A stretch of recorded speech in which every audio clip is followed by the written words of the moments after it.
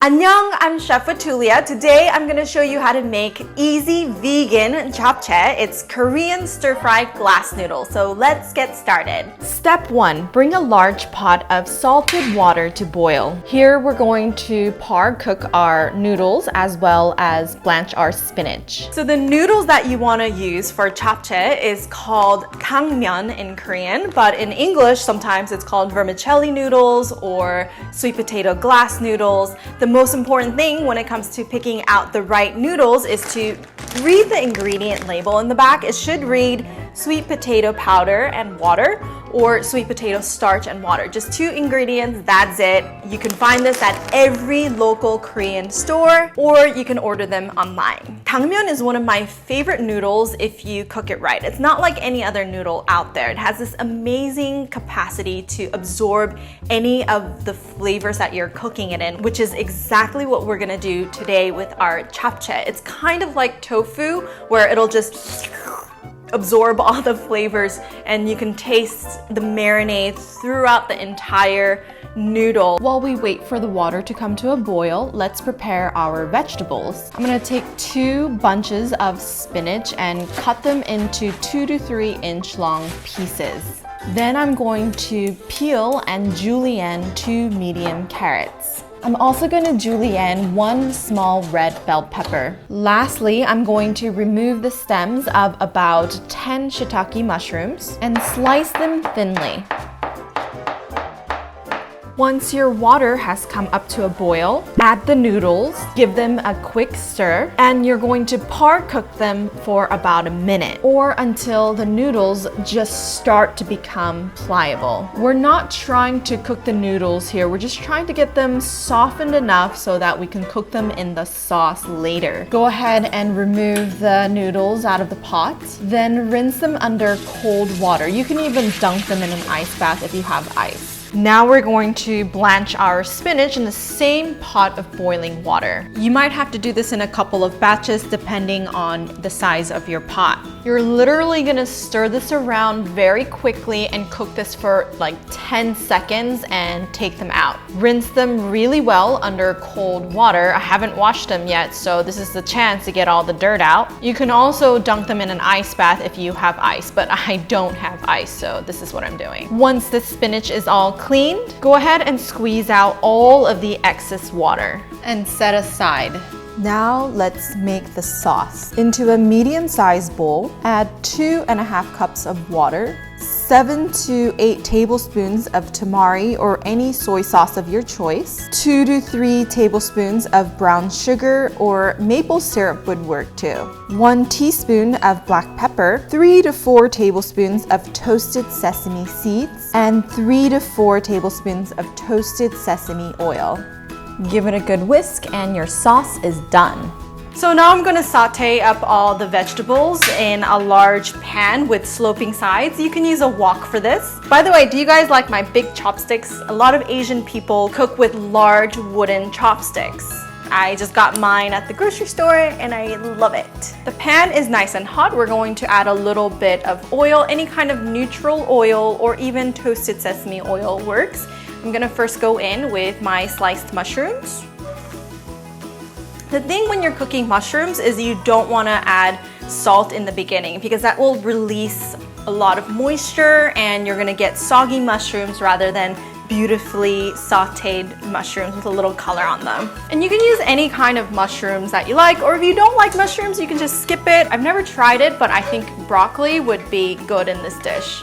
Okay, so the mushrooms are starting to get some good color on them. I don't know if you can see that on the camera. I film by myself, so that's the best I can do. And then now is the time to season them with a little bit of salt. You don't want to season them too much because we're going to be mixing all the vegetables with that kind of salty, soy saucy marinade later with all the noodles. The mushrooms are done. Now we're just gonna go ahead and transfer them into a bowl and set them aside.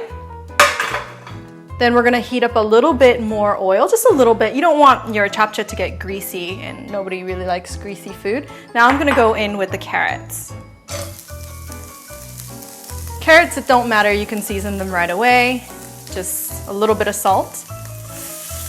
As you can see, I like to load my japchae with a lot of vegetables. Some people, they make their japchae and it's like all noodles and like little speckles of vegetables. I don't like that. I like eating my veggies, yo. I start to see them getting a little bit of lumpiness. You know that they're done. It took like 2 minutes. Lastly, a little bit more oil, just tiny drizzle, and red bell peppers. You can totally leave these out. I don't think they add much of a flavor to the japchae, but I love using red bell peppers literally for the color.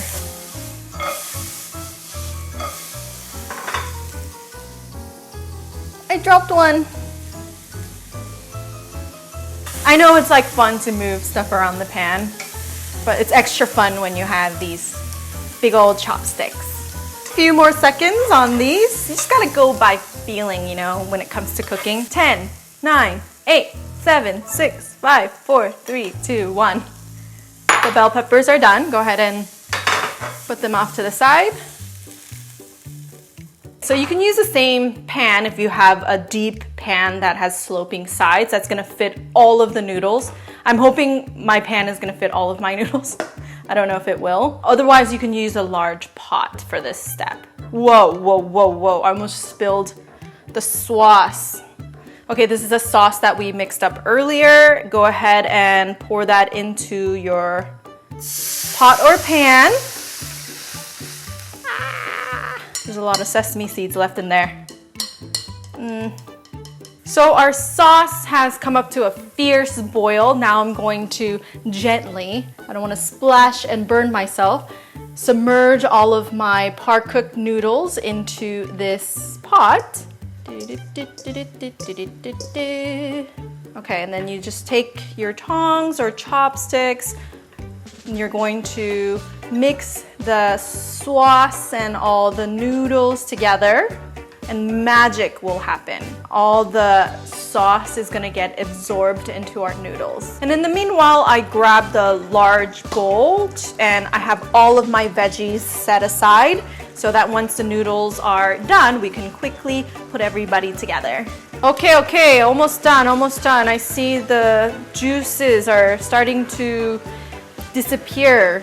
It's important to only par-cook the noodles earlier and not cook them all the way through, because if you did this with cooked through noodles, you would get a mush. I find this to be the best technique when it comes to making japchae because the noodles will absorb like all the marinade and taste so delicious. If you don't do this and you just like toss the sauce over cooked noodles, you end up getting japchae that's a little bit 싱거워, meaning that it's not like seasoned through. It's not as flavorful. Okay, I can see that there's no more juice. So I'm gonna turn off the heat. And I'm gonna transfer my noodles into a big bowl to stop them from cooking. Then add your carrots, mushrooms, red bell peppers. Oh, and I totally forgot to season my spinach with some salt. Give that a good mix, then add it to the bowl. You can start mixing this with some chopsticks or some tongs.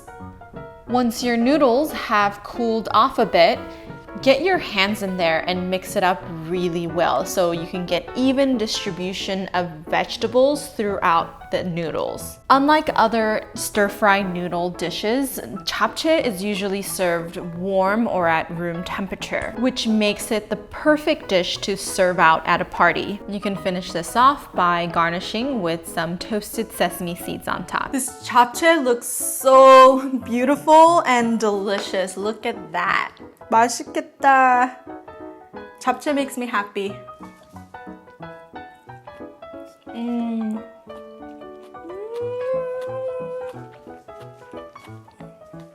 I love how my japchae is loaded with vegetables. It's like the perfect ratio of vegetables to noodles. And the noodles have absorbed all that flavor of the sauce and it's so good.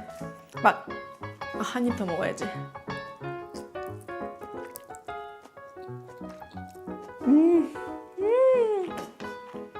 너무 맛있어요. 이거 마약 잡채예요. 막 한 입 먹으면은 또 한 입 더 먹고 싶어요. 되게 중독되는 맛.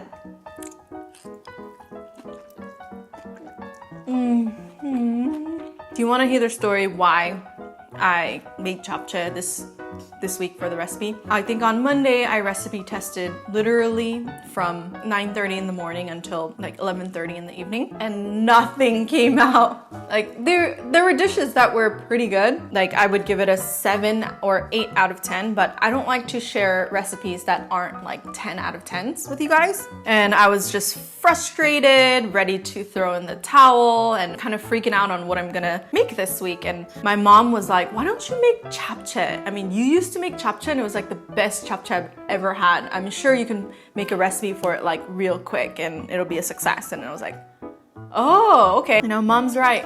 Mom's not always right, but sometimes she's right. Maybe this is a sign that I need to reconnect with my roots and make more Korean food. Yeah, if you really think about it, Korean food is one of the best cuisines to make vegan because a lot of Korean cuisine is centered around vegetables. Like this. 잘 먹었습니다. That was so good. So good. If you guys like this video, give it a thumbs up and subscribe to my channel. And if you want to see more vegan Korean recipes from me, go ahead and write what recipes you want to see in the comment section below. Thank you guys so much for watching, and I'll see you guys next time. 안녕!